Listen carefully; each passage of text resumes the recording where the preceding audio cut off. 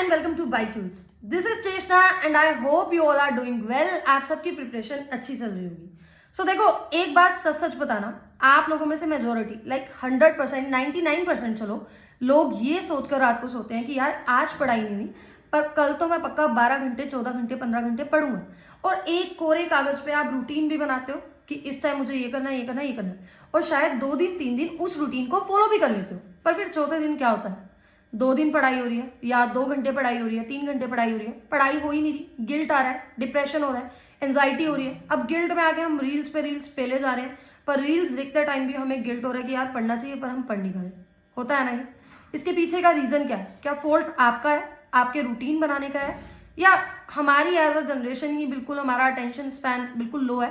देखो 52 सेकेंड हो चुके हैं इस वीडियो को, और काफी लोग छोड़ भी चुके होंगे, स्किप कर चुके होंगे। तो अगर आप अब तक देख रहे हो तो कॉन्ग्रेचुलेशंस, आप एक सीरियस एस्पायरेंट हो, क्योंकि वी एज अ जनरेशन हमारी अटेंशन स्पैन बिल्कुल जीरो है। ठीक है, हम 1 मिनट भी कहीं पर टिक नहीं सकते हैं। ये तो फिर भी नीट की पढ़ाई है, हम कैसे सेम सोर्सेज पे टिक जाएंगे, सेम रूटीन पे टिक जाएंगे? तो अब देखो, सस्टेनेबल रूटीन बनाना क्यों जरूरी है, कैसे बनाना है, और कैसे आप बचे कुचे अपने 5 महीने, अपने 150 दिन को सेव कर सकते हो। यहां से आपका सफर हिंदी वाला स्टार्ट होता है, जिसको हम बोलते हैं बोट बैक ऑन ट्रैक सफर। अगर आप ये सफर नहीं आजमाते हो तो आप इंग्लिश वाला सफर तो अभी भी कर ही रहे हो और आगे भी करते ही रहोगे। तो देखो, हमारी जो प्रिपरेशन है ना, उसके कुछ टाइम फेजेस होते हैं, कुछ फेजेस होते हैं। वो फेजेस क्या है? जैसे अभी बड़ा लीन सा फेज चल रहा है, लेथार्जिक सा आलस वाला फेज चल रहा है। क्यों चल रहा है मैं बताती हूँ। देखो, जब आपने नीट का एग्जाम दिया था, या लेट्स से आपका फर्स्ट टाइम ड्रॉप है या फ्रेशर हो, जब आपने तैयारी स्टार्ट की थी मई में, जून में, तब आपकी मोटिवेशन बिल्कुल हाई थी, क्योंकि तब हम स्टैंड करते थे जीरो पे स्टैंड करते थे, क्योंकि अभी हमारा सिलेबस स्टार्ट होना था। हम बहुत मोटिवेटेड थे कि हम कोचिंग ज्वाइन करेंगे, हम अच्छे से नोट्स बनाएंगे, अपने लेक्चर्स वगैरह अच्छे से लगाएंगे, डेली क्वेश्चन प्रैक्टिस करेंगे, हम टेस्ट देंगे, और हर एक टेस्ट में हम 720 में से 700 लेंगे ही लेंगे, और हम ही जाएंगे एम्स। ये अच्छी बात है, ये मोटिवेशन अभी भी रहनी चाहिए। लेकिन फिर होता क्या है ना, दिसंबर आते आते तक हमारी मोटिवेशन नीचे चली जाती है, क्योंकि हम कंसिस्टेंटली पढ़ नहीं पाते हैं, हमारे रिजल्ट्स हमारे एक्सपेक्टेशंस के हिसाब से नहीं आते हैं। जितनी एक्सपेक्टेशन से हम डेली क्वेश्चन लगाने की सोचते हैं, हम नहीं लगा पाते हैं, टारगेट्स पूरे नहीं हो पाते हैं। हर चौथे दिन हम एक नया स्टडी रूटीन बनाते हैं, और वो स्टडी रूटीन फाड़ भी देते हैं, क्योंकि प्रिपरेशन से बहुत ज़्यादा ईजी है बार बार स्टडी रूटीन बनाना। ठीक है, अब देखो दिसंबर चल रहा है, एक वो फेज था जब आपने प्रिपरेशन स्टार्ट की थी तो बहुत हाई मोटिवेशन थी, और एक वो फेज आएगा बिल्कुल नीट से बिल्कुल पहले, आपको डर लग रहा होगा तो आप डर के मारे पढ़ रहे होंगे। लेकिन ये जो मिड वाला फेज होता है ना, कि आपके 5-6 महीने बीत गए और 5-1 महीने आपके पास पड़े हुए हैं, ये बड़ा लीन सा लेथार्जिक सा फेज होता है, और इसमें पढ़ना यकीन मानो बहुत मुश्किल है, क्योंकि नॉर्थ इंडिया में तो इस टाइम पे विंटर भी चल रही है, लेकिन इसमें पढ़ना बहुत जरूरी है। क्यों? क्योंकि देखो, फेब मार्च अप्रैल में तो हर कोई पढ़ लेगा, सबको डर लगेगा, मार्च अप्रैल में सब पढ़ लेंगे, और मेजोरिटी ऑफ सिलेबस सब खत्म भी कर लेंगे, लेकिन वही सिलेबस आज खत्म करने में आपको मौत आ रही है। क्यों? 24 आवर्स तो तब भी है दिन में, और 24 आवर्स तो आज भी है। यकीन मानो, तब सभी पढ़ लेंगे, सिलेक्शन उसी का हो पाएगा जो अब इस टाइम पे पढ़ रहे हैं। तो अब मैं आपको बताती हूँ, अब तक अगर आप इस वीडियो में हो तो बहुत अच्छे, आगे देखते चलो, जरूर यहाँ से कुछ अच्छी बात ही लेकर जाओगे। कमेंट सेक्शन में मुझे अपने रिव्यूज भी बताना, अपनी प्रॉब्लम्स भी बताना। ठीक है, तो देखो, हमारे पढ़ने के पीछे ना मेजर जो 2 फैक्टर्स होते हैं, जो हमारी डिसिप्लिन, कंसिस्टेंसी और प्रोडक्टिविटी को मेंटेन करते हैं, वो मेन 2 फैक्टर हमारी जनरेशन के लिए क्या है? एक तो है एक्सटर्नल मोटिवेशन। एक्सटर्नल मोटिवेशन कैसे? आपके किसी नोन ने, किसी सीनियर ने, किसी क्लासमेट ने, या चाची, ताया, मासी, मौसा के बच्चों ने नीट या जेई या यूपीएससी ऐसा कुछ एग्जाम क्लियर कर लिया। अब आपको यह है कि यार मुझे भी ये एग्जाम क्लियर करना है, मुझे भी अपनी लाइफ में ऐसे फेम लेना है, और मुझे भी अपने पेरेंट्स को वो सारी चीजें देनी है, जो कि बड़ी जेन्युइन बात है, सबको लगती है। या फिर आपका ऐसे बॉयफ्रेंड या गर्लफ्रेंड आपको छोड़ गई है, तो आपको ऐसे हो रहा है कि मुझे तो इससे अब इंतकाम लेना, बदला लेना, मैं तो बिल्कुल सक्सेसफुल होकर दिखाऊंगी।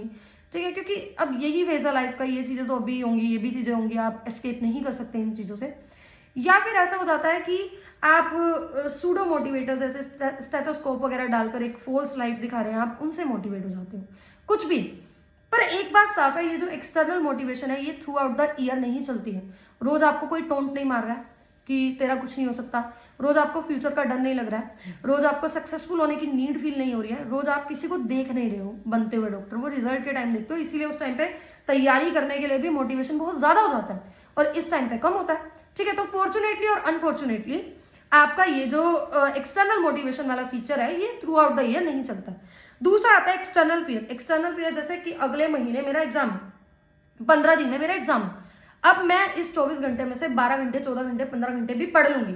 जितना सिलेबस मैंने 3 महीने में पूरा नहीं किया मैं 1 महीने में भी कर लूंगी, ठीक है। तो ये होता है एक्सटर्नल फियर। पर अनफॉर्चुनेटली और फॉर्चुनेटली देखो अभी दिसंबर चल रहा है, ये वो वाला टाइम है कि आपके 6 महीने तैयारी को बीत चुके हैं और लगभग 5 या 6 महीने ही बचे हैं। तो ये बड़ा ना लीन सा फेज है। और इस टाइम पे तो देखो काफी सारी जगहों पर स्पेशली नॉर्थ इंडिया में विंटर्स भी चल रही होती है। तो विंटर्स अपने आप में ही वो वाला फेज है कि यार फूलों वाले कंबल में पड़े रहना है, नहीं मन कर रहा है उठने का। मतलब थोड़ी देर किताब पढ़िए, एक मन में आ भी रहा है कि यार किताब लेके कंबल में ही बैठ जाते हैं, पर उतना भी मोटिवेशन नहीं है कि हम उठकर कंबल से चले जाएं और किताब अपनी ले लें, ठीक है। तो ये बड़ा सा एक है ना लीन फेज होता है। और यकीन मानो मार्च में, अप्रैल में सब बहुत बहुत आराम से पढ़ सकते हैं, बट एक एज उसको ही मिलता है इस पेपर में सक्सेसफुल होने का। जो एक रीजन है, एक फेवर है, वो उसी को मिलता है जो इस टाइम पे पढ़ रहे हैं। क्योंकि देखो उस टाइम पे आप बहुत सारा सिलेबस कंप्लीट कर लोगे, तब भी आप ही हो और तब भी दिन में 24 घंटे ही हैं, पर अब आप नहीं कर पा रहे हो। क्यों? पहली चीज तो ये है, अगर आपको ये सारी चीजें करनी है, आपको अपना ये टाइम अच्छे से यूटिलाइज करना है, पहली चीज ये है कि treat it like a job. इस प्रिपरेशन को आप एक जॉब की तरह लो। इनफैक्ट ये जॉब से तो मुश्किल ही है। यकीन मानो आपके पेरेंट्स जॉब करते होंगे, बिजनेस करते होंगे, वो 7 के 7 डेज, अगर वो वीक में 6 डेज काम कर रहे हैं, 6 के 6 डेज वो हाईली मोटिवेटेड नहीं है कि यार मुझे काम करना है। ऐसा नहीं है वो सोच रहे हैं कि यार मैं आज कंपनी जाऊंगा, इस कंपनी के शेयर बहुत बढ़ा दूंगा, खुद को करोड़पति बना दूंगा, कंपनी को तो बिल्कुल मिलियनेयर बना दूंगा। ऐसा नहीं है, वो मोटिवेटेड नहीं रहते। बट फिर भी वो क्या चीज है जो उनको 6 के 6 दिन काम करने पे मजबूर कर रही है? वो डेली जा रहे हैं ना, उनका एक पूरा स्ट्रक्चरल प्लान बना हुआ है, पूरा एक रूटीन बना हुआ है जिसको वो फॉलो कर रहे हैं। यकीन मानो अगर आपकी मम्मा भी अगर हाउसवाइफ वगैरह, उनका मन नहीं कर रहा है 6 के 6 दिन 3 के 3 टाइम उनका अच्छा खाना बनाने का मन नहीं कर रहा है, उनका भी मन कर रहा है आराम करने का, पर वो क्यों कर रहे हैं ऐसा? क्या नीड है, इसकी क्या जरूरत है? तो ऐसे ही मैं आपको कहूंगी treat it like a job. इसको आप अपनी जॉब के लिए जॉब की तरह देखो कि यार मुझे ये करना ही है। क्योंकि अगर आज आप अपने ड्रीम गोल के लिए 8 घंटे 10 घंटे पढ़ाई नहीं कर पा रहे, तो कल आपको एक ऐसी नौकरी करनी पड़ेगी जिसमें आपका मन नहीं लग रहा, पर मजबूरी में आपको वो नौकरी करनी पड़ेगी। क्योंकि लाइफ टाइम आपके पेरेंट्स आपको बैठकर नहीं खिलाने वाले हैं, वो नहीं खिला सकते हैं। उसके बाद आपकी जिम्मेवारी शुरू होती है। फिर देखो, अगर अब तक भी आप वो वाले बच्चे हो जिसका कंसिस्टेंसी से पढ़ाई नहीं हुई है, में से कभी 3 घंटे हो रही है, 4 घंटे हो रही है, 5 घंटे हो रही है, प्लीज प्लीज प्लीज 15 घंटे का रूटीन एकदम से मत बनाओ, 12 घंटे का रूटीन एकदम से मत बनाओ। यकीन मानो आप 3 दिन 12 घंटे पढ़ रहे हो और उसके बाद 3 दिन आप बिल्कुल भी नहीं पढ़ पा रहे हो, क्योंकि बॉडी की एक एफिशिएंसी है। उसके बाद आप ब्रेक नहीं भी लोगे तो बॉडी आपको ब्रेक दे देगी। कैसे? आप पढ़ना चाहोगे, पढ़ नहीं पाओगे, आपको बहुत ओवरवेलमिंग लगेगा, गिल्ट लगेगा, ऐसे लगेगा यार मैं तो किसी लायक नहीं हूँ, मुझसे तो काम ही नहीं हो रहा है। तो I would really recommend you कि 6 दिन हफ्ते में 8 घंटे पढ़ना इज मच बेटर देन 12 घंटे 3 दिन के लिए पढ़ना इज मच बेटर, ठीक है। तो देखो, इसीलिए देखा होगा आपने, ये जितनी भी हमारी जॉब सेक्टर्स वगैरह होते हैं, इनमें भी जो जॉब होती है वो 9 to 5 होती है या 10 to 6 होती है, 10 to 7 होती है। ऐसा नहीं है कि सुबह 8 बजे शुरू होकर रात को 10 बजे खत्म हो रही है, ऐसा नहीं है। क्योंकि अगर आप साइंस के हिसाब से देखो, आप वैसे भी बायोलॉजी के स्टूडेंट हो, हमारे ब्रेन की एक प्रॉपर एफिशिएंसी है। उससे ज्यादा है ना, ब्रेन हमें डिमिनिशिंग रिजल्ट्स देने लगता है, नेगेटिव रिजल्ट्स देने लगता है। कैसे? 8 घंटे 9 घंटे आप फ्रेश माइंड से अच्छी तरह से पढ़ सकते हो, एक स्ट्रक्चर वे में पढ़ोगे, एक प्लान्ड वे से पढ़ोगे, आपको रिजल्ट्स भी दिखेंगे। अगर आप इसको एक्सटेंड करते हो एकदम से, लेट्स से आप वो वाला बच्चा हो जो मई से पढ़ते आ रहे हो, उसके लिए दिसंबर में 10 11 12 घंटे पढ़ना ईजी है। बट आप वो वाला बच्चा हो जिसकी कंसिस्टेंसी से पढ़ाई हुई नहीं है और मेजोरिटी वही है, तो आप एकदम से जस्ट बिकॉज दिसंबर आ गया आप 12 घंटे 13 घंटे नहीं पढ़ पाओगे। हो सकता है आप अप्रैल में कर लो, क्योंकि उस टाइम पे एक्सटर्नल फियर बहुत ज्यादा होगा, पर इस टाइम वो नहीं होगा। उससे आप सिर्फ अपने आप को बहुत परेशान करोगे। जब आप जबरदस्ती 8 घंटे 9 घंटे से ज्यादा पढ़ने लगो एकदम से, कि पढ़ने की आदत ही नहीं है और अब पढ़ रहे हो, तो आपको क्या होगा ना, 2-3 दिन तो बहुत अच्छी पढ़ाई होगी, फिर फ्रस्ट्रेशन होगा, गिल्ट होगा, ऐसे इतना ओवरवेलमिंग लगेगा कि यार मैं तो किसी भी लायक नहीं हूँ। क्योंकि ब्रेन की एक एफिशिएंसी है, ब्रेन को रिकवर करना पड़ता है। और वो रिकवर कैसे होता है? जब हम प्रॉपर उसको टाइम देते हैं, सोने का टाइम देते हैं, रिलैक्स होने का टाइम देते हैं। इसको ऐसे लो, लेट्स से मैं आपको कह रही हूँ कि आपने एक मैराथन में भागना है या बहुत बड़ी चढ़ाई चढ़नी है, ठीक है, बहुत ज्यादा किलोमीटर्स है, तो आप चलते जाओगे, पर बीच में आपको क्या होगा, आपकी बॉडी जवाब दे देगी। अब आप चलना भी चाहोगे तो भी नहीं चल पाओगे। उस टाइम पे सबसे अच्छा आपको क्या लगेगा कि यार मैं बस आंख बंद करके लेट जाऊं और कोई मेरे हल्के हल्के हाथ पैर दबा दे। This is the same thing with your brain. आप 8 घंटे 9 घंटे पढ़ रहे हो, उसके बाद ब्रेन को भी चाहिए कि यार अब बिल्कुल मुझे कोई तंग ना करे, मैं बिल्कुल रिलैक्स बैठूं, मुझे इन किताबों को देखना भी नहीं है, ठीक है, मुझे रिकवर होना है, अपने ब्रेन सेल्स को भी रिकवर होने दो, ठीक है। दूसरी चीज है हमारे पास, own your morning, elevate your life. सच्ची बताना, आपके साथ कभी ऐसा हुआ कि आप 8 बजे 9 बजे उठे हो और उसके बाद आप अपने फोन पे रील्स वगैरह चला रहे हो और 12 बज गए, ठीक है, 12 बज गए, 11 बज गए। अब बेशक आपके पास दिन के 18 घंटे 19 घंटे हो रहा है, पर आप है ना बिल्कुल नेगेटिव से हो जाओगे कि यार कि नहीं हो रही है पढ़ाई, आज का भी दिन वेस्ट हो गया, नहीं होगा काम। अब जैसे वो 12 बजे है ना, वैसे वो 4 भी बज जाएंगे। This is the thing. अगर मेरे साथ तो ये होता है कि अगर मॉर्निंग वेस्ट हो गई है तो फिर पूरा दिन ही ऐसा उदास उदास जाता है कि काम अच्छे से नहीं हो पा रहा है। तो I would really suggest you कि own your morning, elevate your life, elevate your preparation. This is the most most most important thing you can do for yourself. देखो ऐसा होता है, एक बड़ी अच्छी सेइंग है, eat your frog first. Eat your frogs first का क्या मतलब है? अपने टफ टास्क, अपने जो डिफिकल्ट टास्क हैं, जो आपको बिल्कुल अच्छे नहीं लगते हैं, वो मॉर्निंग में पहले ही कर लो। मॉर्निंग में खुद को थोड़ा टाइम दो कि मतलब ब्रश करके थोड़ा सा नाश्ता करके बैठ गए, चाहे नहाना है नहा लो, चाहे बाद में नहाओ, लेकिन टाइम दो कि हमारे जो टफ टास्क है उसको 2-3 घंटे हम पहले कर लें। उठते साथ आधे घंटे, पौने घंटे या 1 घंटे के बाद आपका 3 आवर का स्टडी सेशन होना चाहिए, जिसमें आप ब्रेक भी ले रहे हो, लाइक 15-20 मिनट का, क्योंकि ब्रेक्स बहुत इंपॉर्टेंट है। अगर आप ऐसे कर रहे हो कि आप उठते अपने 3 घंटे 4 घंटे वेस्ट करो, तो आपका नहीं हो सकता, रात तक भी कुछ नहीं हो सकता। और ये आपने बिल्कुल एक्सपीरियंस किया होगा आपने, ठीक है। तो अपनी प्रायोरिटीज को सेट करो कि पहले तो आपको क्लियर वे में, जैसे इतना आपके दिमाग में चल रहा है सब कुछ, इतना सब कुछ ऐसे कॉम्प्लेक्स हो रखा है, बिल्कुल एक क्लैरिटी रखो कि मुझे इस प्रिपरेशन के लिए क्या करने की जरूरत है। जैसे मुझे जो भी पढ़ाई करनी है, मुझे उसके लेक्चर देखने हैं। अब सबसे इंपॉर्टेंट चीज जो है, जो सबसे बड़ी गलती आप लोग करते हो, आप लोग लेक्चर्स देखते रहते हो, वेट करते हो चैप्टर पूरा टीचर खत्म करवाए तो मैं चैप्टर स्टार्ट करूं, सिलेबस पूरा टीचर खत्म करवाए तो मैं नए सिरे से सिलेबस स्टार्ट करूं। नहीं, यकीन मानो, अगर आपने 3 सब्जेक्ट के 5 घंटे लेक्चर लगा लिया और अगर आपने वो क्लास नोट्स रिवाइज नहीं किए तो आपके वो 5 घंटे वेस्ट हो चुके हैं। आप मत ही करते, आप सो ही जाते, आप कुछ रिलैक्सिंग एक्टिविटी कर लेते, कोई अपनी स्किल्स पॉलिश कर लेते। तो देखो, जो आप काम डेली लेक्चर लगा रहे हो, आपका डेली रिवीजन होना बहुत जरूरी है। और सबसे इंपॉर्टेंट चीज, आपके एमसीक्यू लगना बहुत जरूरी है। अब दिसंबर आ गया, अगर आप शुरू से एमसीक्यूज लगा रहे हो, लाइक जो मेरे मेंटरशिप के बच्चे होंगे वो तो लगा रहे हैं, मैं वो तो कमेंट सेक्शन में भी प्लीज, अगर कोई मेंटरशिप का बच्चा देख रहा हो तो बताना, वो लिटरली दिन के 300-400 एमसीक्यू भी लगा रहे हैं। अभी आपको ऐसा लगेगा कि कैसे हो सकता है, पर जिस बच्चे ने मई से जून से जिस बच्चे ने एमसीक्यू लगाना स्टार्ट किया हुआ है 100, उसके लिए दिसंबर तक दिन के 300 क्वेश्चन लगाना is very nominal thing. But demotivate नहीं होना है अगर आपने अब तक भी एमसीक्यू नहीं लगाया है। This is the right time. अब दिसंबर आ चुका है, अब आप डेली अपने एमसीक्यू लगाओ। आप इजी वे में स्टार्ट ऐसे कर सकते हो कि 25 क्वेश्चन डेली फिजिक्स के, 25 केमिस्ट्री के और 50 बायो के जरूर लगाओ, 100 एमसीक्यू जरूर लगाओ। इस पूरे टास्क में आपको हार्डली 1.5 घंटा लगने वाला है। बायो के एमसीक्यू 50 लगभग 35-40 मिनट में लग जाते हैं, उससे भी पहले ही लग जाते हैं, ठीक है। आधा घंटा इनका लेकर चलो, आप 1.5-पौने-2 घंटे के अंदर ये काम कर सकते हो बहुत इजीली, ठीक है। और ये 8-9 आवर्स में आपका सब कुछ हो जाएगा। कैसे? लेट से 5 आवर्स के अंदर आपके 3 सब्जेक्ट के लेक्चर पूरे हो गए, 5 से 5.5 आवर के बीच में या 6 आवर के बीच में। 2 आवर्स आपने इन्हीं नोट्स को रिवाइज किया और 2 आवर्स आपने क्या किया, इन्हीं को, यानी ये जो आपके क्वेश्चन है ये लगा लिए 1.5-पौने-2 घंटे में। तो रफली 9.5 आवर्स में आपका ये काम हो जाएगा। और जब आप क्वेश्चन लगाते हो ना, डेली जो आपने लेक्चर किया, रिवीजन किया, उसके आप क्वेश्चन लगाते हो, तो आप उन चीजों को अप्लाई करने लगते हो, क्वेश्चन ठीक होते हैं तो एक बड़ी सेंस ऑफ अचीवेबिलिटी आती है कि यार ठीक हो रहा है, मैं कर सकता हूँ। और ऑन द अदर हैंड आप सिर्फ करी जा रहे हो, लेक्चर करी जा रहे हो 7 दिन 8 दिन, तो वो एक अनेकावान थ्योरी होती है। वो थ्योरी क्या कहती है कि एक मतलब 3 ब्लाइंड पीपल होते हैं, वो एक हाथी को डिस्क्राइब कर रहे होते हैं कि हाथी की टस्क है, कान है और बॉडी बड़ी है, 4 लेग्स है, पर वो प्रॉपर वे में हाथी को इमेजिन नहीं कर पा रहे हैं, बता नहीं पा रहे हैं। ये वही वाली चीज है कि आप प्रॉपर चली जा रहे हो, लेक्चर लगा रहे हो, रिवीजन कर रहे हो, बट जब तक आप क्वेश्चन नहीं लगा रहे हो, आप उस चीज को अप्लाई नहीं कर पा रहे हो। आप क्वेश्चन लगाओगे तो एक सेंस ऑफ अचीवेबिलिटी आती है, अच्छा लगता है खुद को कि हाँ हम कर लेंगे, ठीक है। तो क्वेश्चन लगाना बहुत जरूरी है। अगर आप बिगनर हो, अभी अब तक आपने नहीं किया तो अभी भी लेट नहीं हुआ है, इतने नंबर ऑफ क्वेश्चन से आप स्टार्ट कर सकते हो और थ्रू मतलब 7 दिन इतने क्वेश्चन लगाओ या 10 दिन, फिर थोड़ा इसका 10-10, 5-5 करके नंबर इंक्रीज कर देना। और प्लीज कमेंट सेक्शन पे मुझे बताना फिर आकर कि आपको ये क्वेश्चन वाली चीज काम करी या नहीं करी, क्योंकि ये काम करेगी। इससे आपकी प्रिपरेशन में 4 चांद लग जाएंगे लिटरली, ठीक है।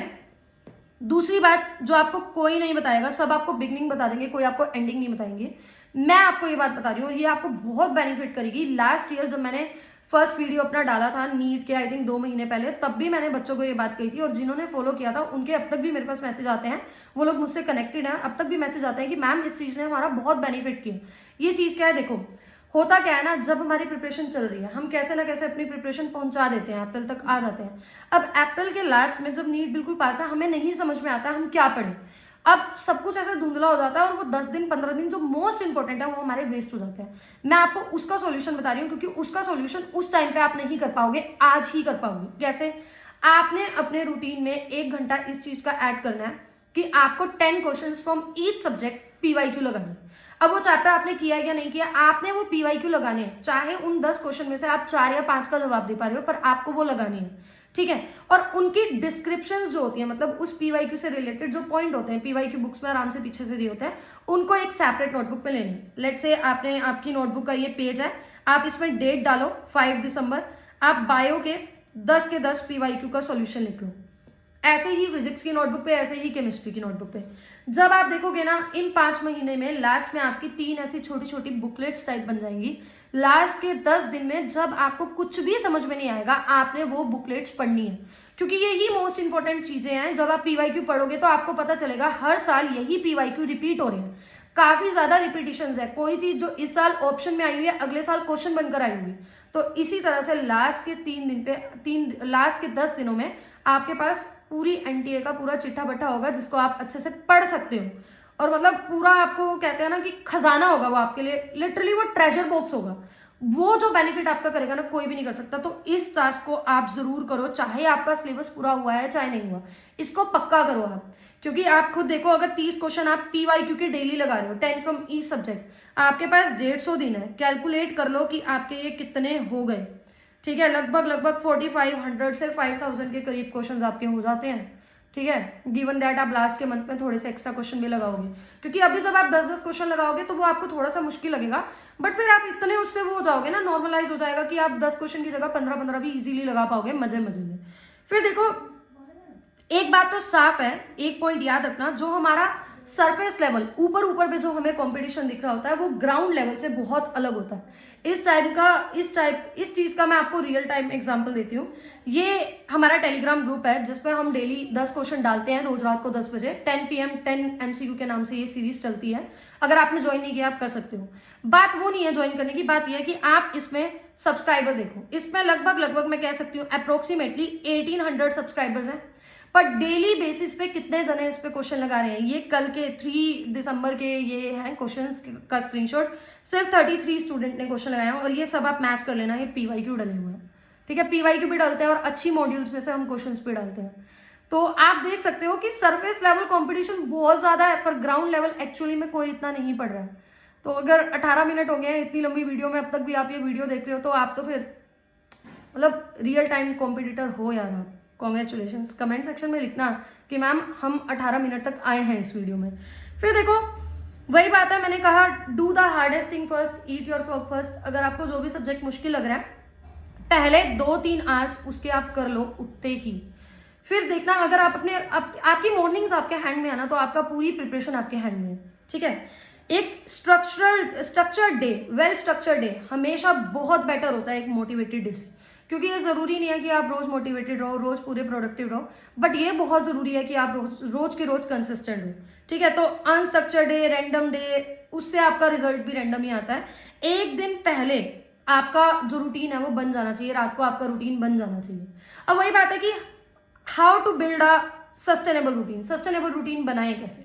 सबसे पहले तो अपनी ब्रेन की कैपेसिटी को समझो। ब्रेन की कैपेसिटी समझो कि 8 घंटे 9 घंटे से ज्यादा हम नहीं पढ़ सकते, इसको अपना लो। और जो कह रहे हैं कि पढ़ सकते हैं, वो एक बार एक स्ट्रक्चर्ड वे में पढ़ाई कर देखना, सिर्फ ऐसे नहीं कि बैठे हुए हैं और सिर्फ लेक्चर सुन रहे हैं। With revision, with questions, with test आप कर ही नहीं सकते हो, गिवन दैट आप एक अनकंसिस्टेंट वे में चलते आ रहे हो। जो बच्चा जून से जुलाई से पढ़ रहा है 8 घंटे 9 घंटे, उसके लिए पॉसिबल है कि वो 12 घंटे आ चुका है। क्योंकि मेरे मेंटरशिप्स में ऐसे बच्चे हैं, हम 30 ही बच्चे रखते हैं, उसमें से कुछ 7 8 9 बच्चे हैं ऐसे जो 12 घंटे 13 घंटे कर रहे हैं। बट मैं किसी को भी डिमोटिवेट नहीं कर रही हूँ, क्योंकि अभी भी बहुत कुछ हो सकता है। अभी भी गेम आपके हाथ में ही है, गेम आपके हाथ से बाहर नहीं है। ठीक है, तो सबसे पहली बात तो अपने ब्रेन की कैपेसिटी को समझो। High focus task productive zone में करो। जब आप उठते हो it's just like a battery. Battery जैसे बैटरी की एफिशिएंसी धीरे धीरे खत्म होती है, जब आप उठते हो आपकी एफिशिएंसी बिल्कुल पीक पे होती है। थ्रू आउट द डे वो थोड़ी डल होती रहती है और रात तक बिल्कुल ही आपकी जो ब्रेन कैपेसिटी है वो जीरो के उस पर चल जाती है। ब्रेन को आराम चाहिए होता है, पर हम क्या करते हैं, पूरा दिन हम स्क्रोलिंग में वेस्ट करते हैं, और जिस टाइम पे हमारी ब्रेन की प्रोडक्टिविटी जीरो है रात के टाइम, हम तब पढ़ना स्टार्ट करते हैं। फिर कुछ नहीं होता, फिर वही 2-3 घंटे पढ़ाई और फिर फ्रस्ट्रेशन। फिर टाइम मैनेजमेंट, अगर क्योंकि देखो हमारी एज अ जनरेशन, मैंने बताया अटेंशन स्पैन बहुत कम है, तो आपको एकदम से 8 घंटे 9 घंटे मैनेज करना बहुत मुश्किल है। बट आप टेक्नोलॉजी का जो इस्तेमाल है वो गलत चीज़ों के लिए ही क्यों यूज़ कर रहे हो। आप ऐसे ऐसे ऐप हैं, जैसे फॉरेस्ट ऐप है, ऐसे YPT करके और भी ऐप्स बने हुए हैं, ठीक है, एक YPT भी है, एक टाइप भी है, तो आप इनका यूज़ कर सकते हो। इसमें क्या होता है ना, जब आप टाइमर सेट कर देते हो, तो आप लेट्स से एकदम से इंस्टा खोलने की कोशिश कर रहे हो, यूट्यूब खोलने की कोशिश कर रहे हो, तो वो नोटिफिकेशन आ जाती है कि आप नहीं कर सकते क्योंकि आप अभी अपने हाई प्रोडक्टिव जोन में हो। और ऐसे ये ट्री प्लांटेशंस भी होती रहती है, तो लास्ट में एक फॉरेस्ट बन जाता है पूरे मंथ का, बहुत अच्छा लगता है। आप वीकली पूरे मंथली भी अपने आवर्स को एनालाइज कर सकते हो। ये कोई पेड प्रमोशन नहीं है, ये जस्ट ये ऐप मैंने यूज किया हुआ है तो मैं आपको बता रही हूँ। तो ये बहुत जरूरी है, आप अपने टाइम का प्रॉपर ट्रैक रखो, आपको पता हो आपके 24 घंटे कहाँ जा रहे हैं। फिर बहुत बहुत बहुत इंपॉर्टेंट चीज, आपका सबकॉन्शियस माइंड।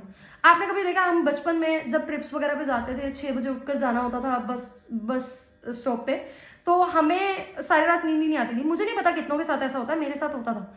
तो जो चीजें हमारे सबकॉन्शियस माइंड में हैं, जिनके लिए हम रियली एक्साइटेड है, उनके लिए हमें अलग से अलार्म लगाने की जरूरत नहीं पड़ती है। तो अगर आप रियली अपनी प्रिपरेशन के लिए सीरियस हो, अपने सबकॉन्शियस माइंड में, क्योंकि हमारा 80 से 85% माइंड हमारा सबकॉन्शियस माइंड ही है। ये जो हम बाकी सोच रहे हैं खुद से, ये बस 8-10%, 15% ही है। 85% हमारा सबकॉन्शियस माइंड है। हमने अपने सबकॉन्शियस माइंड को यकीन दिला रखा है कि यार हम तो पढ़ ही नहीं सकते हैं, हमारा रूटीन बन ही नहीं सकता है, हमारा नीट क्लियर हो ही नहीं सकता है। तो बस वही बात है। तो अच्छी चीजें मैनिफेस्ट करो। मैं आपको ये मैनिफेस्ट करने को नहीं कह रही हूँ कि आप ये कहो कि आई एम अ डॉक्टर, वो बहुत अच्छी बात है, उसको मैनिफेस्ट करना है, लेकिन उससे पहले ये मैनिफेस्ट करो, I am a discipline person, I am a good student, I am doing right things at right time with right people and getting right opportunities।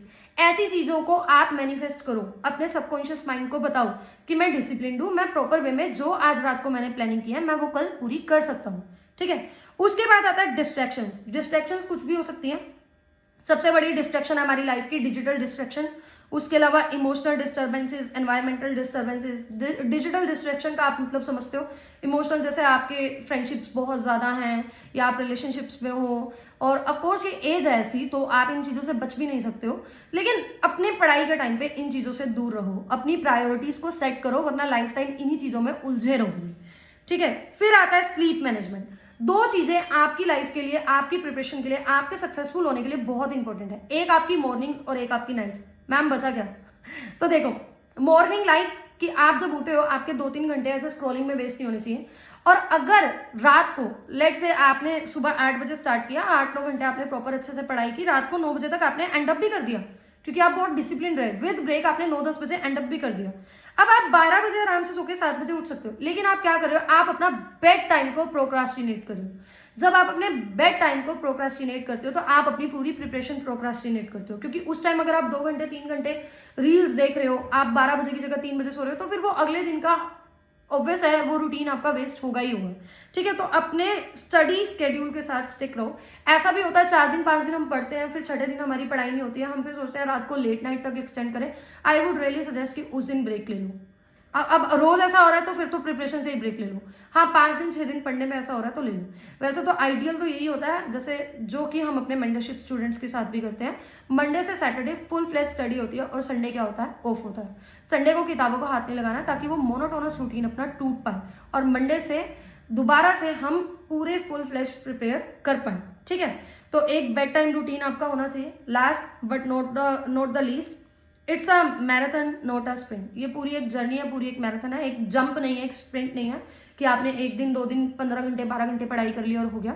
आपको डेली चलना पड़ेगा, एक सस्टेनेबल रूटीन, दिखावे वाला नहीं, पूरा सस्टेनेबल जो एक्चुअल में आपके लिए वर्क कर रहा है उसको। बाकी लास्ट तो वही बात है, स्टडी नाउ और रिग्रेट लेटर। मिलते हैं अगले वीडियो में। अपने रिव्यूज मुझे देना, आपको जो भी प्रॉब्लम्स है मुझे बताना, मैं पूरी कोशिश करूंगी उसके लिए नेक्स्ट वीक एक और वीडियो लाने की और आपको प्यार से समझाने की। Thank you so much. आप मुझे इंस्टाग्राम पे भी कांटेक्ट कर सकते हो, टेलीग्राम ज्वाइन कर लेना डेली क्वेश्चन प्रैक्टिस के लिए।